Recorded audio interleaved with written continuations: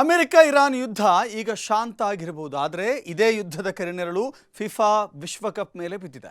ಅಮೆರಿಕದಲ್ಲಿ ಆಟ ಆಡಲು ಹೋಗಿರುವ ಇರಾನ್ ತಂಡಕ್ಕೆ ಮೈದಾನದಲ್ಲಿ ಮಾತ್ರ ಎದುರಾಳಿಗಳು ಸವಾಲು ಹಾಕ್ತಾ ಇಲ್ಲ, ಬದಲಾಗಿ ಮೈದಾನದ ಆಚೆಗೂ ಕೂಡ ಸಮಸ್ಯೆಯನ್ನು ಎದುರಿಸುವ ಸ್ಥಿತಿ ಬಂದಿದೆ. ಅಷ್ಟಕ್ಕೂ ಇರಾನ್ ಎದುರಿಸುತ್ತಿರುವ ಕಷ್ಟ ಏನು, ಇಲ್ಲಿದೆ ನೋಡಿ ರಿಪೋರ್ಟ್. ಫಿಫಾ ಮೈದಾನಕ್ಕೆ ಕಾಲಿಟ್ಟ ಇರಾನ್ ವಾರ್, ವಿಶ್ವಕಪ್ನಲ್ಲಿ ವಿಷ ಕಾರುತ್ತಿರೋ ಅಮೆರಿಕ. 2026ರ ಫಿಫಾ ವಿಶ್ವಕಪ್ ಇಡೀ ಜಗತ್ತನ್ನೇ ತನ್ನತ್ತ ಸೆಳೀತಾ ಇದೆ.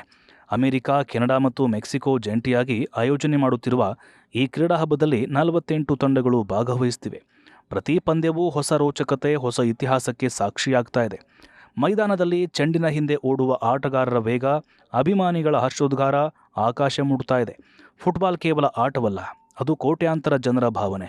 ಆದರೆ ಈ ಸಂಭ್ರಮದ ನಡುವೆ ಈಗ ರಾಜಕೀಯದ ಕರಿನೆರಳು ಆವರಿಸ್ತಾ ಇರುವುದು ಕ್ರೀಡಾ ಪ್ರೇಮಿಗಳಲ್ಲಿ ಆತಂಕ ಮೂಡಿಸಿದೆ. ಯಾವಾಗ ಇರಾನ್ ಫುಟ್ಬಾಲ್ ತಂಡ ವಿಶ್ವಕಪ್ ಆಡಲು ಅಮೆರಿಕದ ಮಣ್ಣಿನಲ್ಲಿ ಕಾಲಿಡ್ತೋ ಅಂದಿನಿಂದಲೇ ವಿವಾದಗಳ ಸರಮಾಲೆ ಆರಂಭವಾಗಿದೆ. ಕ್ರೀಡೆಯು ದೇಶಗಳನ್ನು ಒಗ್ಗೂಡಿಸಬೇಕು ಎಂಬ ಮಾತಿದೆ. ಆದರೆ ಇರಾನ್ ಮತ್ತು ಅಮೆರಿಕ ನಡುವಿನ ದಶಕಗಳ ರಾಜಕೀಯ ದ್ವೇಷ ಈಗ ಫುಟ್ಬಾಲ್ ಮೈದಾನವನ್ನು ಬಿಟ್ಟಿಲ್ಲ. ಇರಾನ್ ಆಟಗಾರರು ಅಮೆರಿಕದಲ್ಲಿ ಎದುರಿಸುತ್ತಿರುವಂತಹ ಸಮಸ್ಯೆಗಳು ಕೇವಲ ತಾಂತ್ರಿಕವಲ್ಲ, ಅವು ವ್ಯವಸ್ಥಿತವಾದ ತಾರತಮ್ಯದಂತೆ ಕಾಣುತ್ತಿವೆ. ಈ ಬಗ್ಗೆ ಇರಾನ್ ತಂಡದ ಕೋಚ್ ಅಮೀರ್ ಘಲೆನೋಯಿ ಬಹಿರಂಗವಾಗಿ ಹೇಳಿಕೆ ಕೊಟ್ಟಿದ್ದಾರೆ. ತಾಂತ್ರಿಕ ಸಿದ್ಧತೆಯಷ್ಟೇ ಅಲ್ಲ, ಮಾನವೀಯ ಗೌರವವೂ ಅಗತ್ಯ. ನಮ್ಮ ಇರಾನ್ ತಂಡಕ್ಕೆ ಅದು ಸಿಗ್ತಿಲ್ಲ, ಅನಗತ್ಯವಾಗಿ ನಿರ್ಲಕ್ಷ್ಯ ಮಾಡಲಾಗ್ತಿದೆ. ಇಲ್ಲಿನ ಅಧಿಕಾರಿಗಳ ಈ ವರ್ತನೆಯಿಂದ ಆಟಗಾರರು ಮಾನಸಿಕವಾಗಿ ಕುಗ್ಗಿ ಹೋಗಿದ್ದಾರೆ. ಇನ್ನು ಇರಾನ್ ಆಟಗಾರರ ಮೊದಲ ದೂರಿರುವುದು ವೀಸಾ ಪ್ರಕ್ರಿಯೆ ಬಗ್ಗೆ. ವಿಶ್ವಕಪ್ನಂತಹ ಜಾಗತಿಕ ಮಟ್ಟದ ಪಂದ್ಯಾವಳಿ ನಡೆಯುವಾಗ ಆಟಗಾರರಿಗೆ ಮತ್ತು ಅವರ ಬೆಂಬಲಿತ ಸಿಬ್ಬಂದಿಗೆ ಸುಲಭವಾಗಿ ವೀಸಾ ಸಿಗಬೇಕು ಎಂಬುದು ಫಿಫಾ ನಿಯಮ. ಆದರೆ ಅಮೆರಿಕ ಸರ್ಕಾರವು ಇರಾನ್ ತಂಡದ ಪ್ರಮುಖ ಕೋಚ್ಗಳು ಮತ್ತು ಕೆಲವು ತಾಂತ್ರಿಕ ಸಿಬ್ಬಂದಿಗೆ ವೀಸಾ ನೀಡುವಲ್ಲಿ ಭಾರೀ ವಿಳಂಬ ಮಾಡ್ತಾ ಇದೆ. ಇದರಿಂದಾಗಿ ತಂಡವು ಪೂರ್ಣ ಪ್ರಮಾಣದ ಸಿದ್ಧತೆ ನಡೆಸಲು ಸಾಧ್ಯವಾಗ್ತಿಲ್ಲ. ಇರಾನ್ ಆಟಗಾರರು ಮಾಡಿರುವಂತಹ ಮತ್ತೊಂದು ಗಂಭೀರ ಆರೋಪ ಅಂದರೆ ತರಬೇತಿ ಮೈದಾನಗಳ ಲಭ್ಯತೆ ಮತ್ತು ಸೌಲಭ್ಯಗಳ ಕೊರತೆ.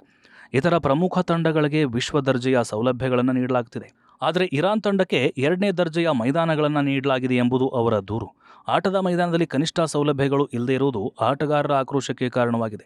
ಈ ಕಿರಿಕಿರಿಯಿಂದ ನೊಂದಿರುವ ಇರಾನ್ ಫುಟ್ಬಾಲ್ ತಂಡದ ಆಟಗಾರ ಮಾಧ್ಯಮಗಳ ಮುಂದೆ ತಮ್ಮ ಸಮಸ್ಯೆಯನ್ನು ಹೇಳಿಕೊಂಡಿದೆ. ನಾವು ಇಲ್ಲಿ ಯುದ್ಧ ಮಾಡಲು ಬಂದಿಲ್ಲ, ನಮ್ಮ ದೇಶದ ಪರವಾಗಿ ಫುಟ್ಬಾಲ್ ಆಡಲು ಬಂದಿದ್ದೇವೆ. ಆದರೆ ಇಲ್ಲಿ ನಮಗೆ ಸಿಗುತ್ತಿರುವ ಚಿಕಿತ್ಸೆ ನೋಡಿದರೆ ನಾವು ಅಪರಾಧಿಗಳೇನೋ ಎನ್ನುವಂತೆ ಭಾಸವಾಗ್ತಿದೆ. ಕ್ರೀಡಾಂಗಣದ ಹೊರಗಿನ ಈ ತಾರತಮ್ಯ ನಮ್ಮ ಆಟದ ಮೇಲೆಯೂ ಪ್ರಭಾವ ಬೀರ್ತಾ ಇದೆ. ಫಿಫಾ ಮಧ್ಯಪ್ರವೇಶಿಸಿ ನಮಗೆ ನ್ಯಾಯ ಒದಗಿಸಬೇಕು. ಆತಿಥೇಯ ರಾಷ್ಟ್ರವು ಎಲ್ಲ ತಂಡಗಳನ್ನು ಸಮಾನವಾಗಿ ಕಾಣಬೇಕು ಎಂಬ ನಿಯಮವನ್ನು ಅಮೆರಿಕ ಉಲ್ಲಂಘಿಸ್ತಾ ಇದೆ. ಫುಟ್ಬಾಲ್ ಎಂಬ ಸುಂದರಾಟಕ್ಕೆ ರಾಜಕೀಯದ ಸೋಂಕು ತಗುಲಿರುವುದು ದುರದೃಷ್ಟಕರ.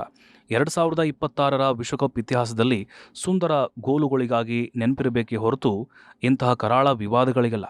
ಅಮೆರಿಕ ಸರ್ಕಾರ ತನ್ನ ನಡೆಯನ್ನು ಬದಲಿಸಿಕೊಳ್ಳಬೇಕಾಗಿದೆ. ಮೈದಾನದಲ್ಲಿ ಹೋರಾಟವಿರಲಿ, ಆದರೆ ಅದು ಕೇವಲ ಚೆಂಡಿನೊಂದಿಗೆ ಮಾತ್ರ ಇರಲಿ.